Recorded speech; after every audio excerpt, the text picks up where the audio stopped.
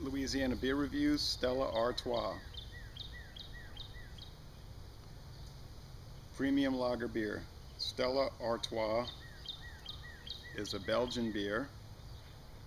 It's been produced by InBev, the company now is called Anheuser-Busch InBev,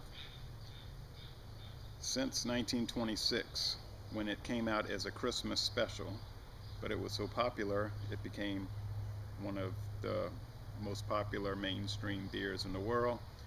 And this does happen sometimes where special issues become very popular, similar to the Spider-Man story with comic books.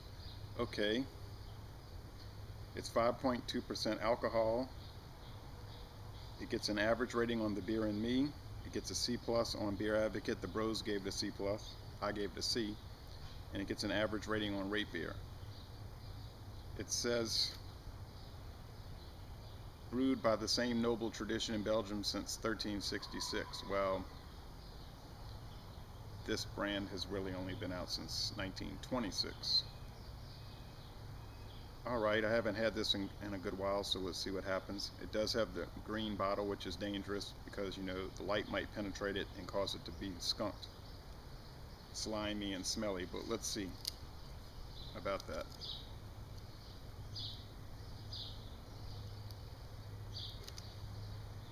Got this paper shroud, which is nice looking, but a little aggravating to fool with. Okay.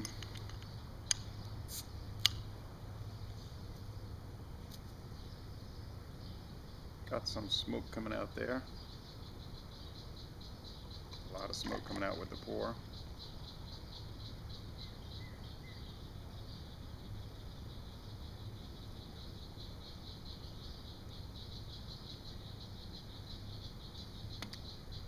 That head was building up and about to go over the top, I think.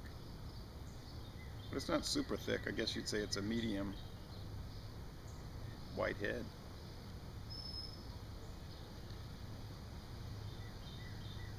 Very clear straw appearance. Actually, maybe more of a golden appearance. Lots of pretty thick bubbles streaming up the glass.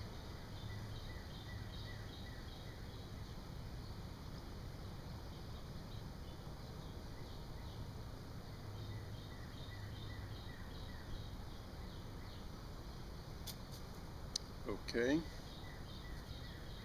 let's give it the smell test. I think when I poured it there was an initial rush of skunk, but I could be wrong because I didn't get a good whiff, but now it's not skunky at all. Really just picking up barley malt, lightly roasted or toasted barley malt, very bready aroma.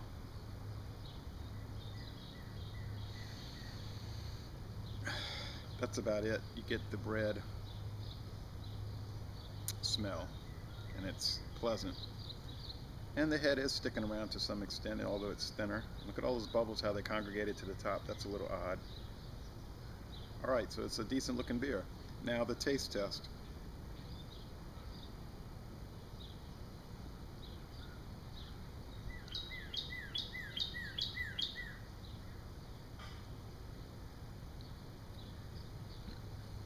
You get, once again, the roasted malt. That bready flavor. It's very similar to other European style lagers where it's just the malt, a little bit of hop bitterness to balance it out.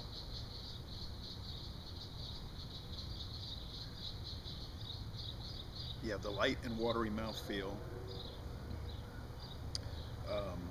A crisp, dry, refreshing finish. Very clean beer. Not really any bad aftertaste or anything like that. When I rated it the first time and gave it a C, it was very skunked and slimy, so I said in my comments that if I retried it and it wasn't that way, it would probably be a much higher score. And this one is not skunked. And if you buy it in the can or on draft, you know, you won't encounter that problem. So I'm going to up this to a B+. Of course, to be on the safe side, you should get the canned version, but if you get one that's not skunked and it's not slimy and smelly, then it's very good. I'll say this is a very good beer.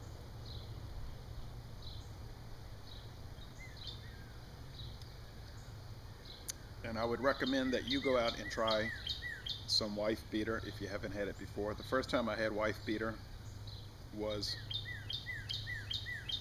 in 2008 at the Anheuser-Busch Brewery in St. Louis, Missouri, and they had it on tap as one of the samples after the brewery tour, and I thought that was odd.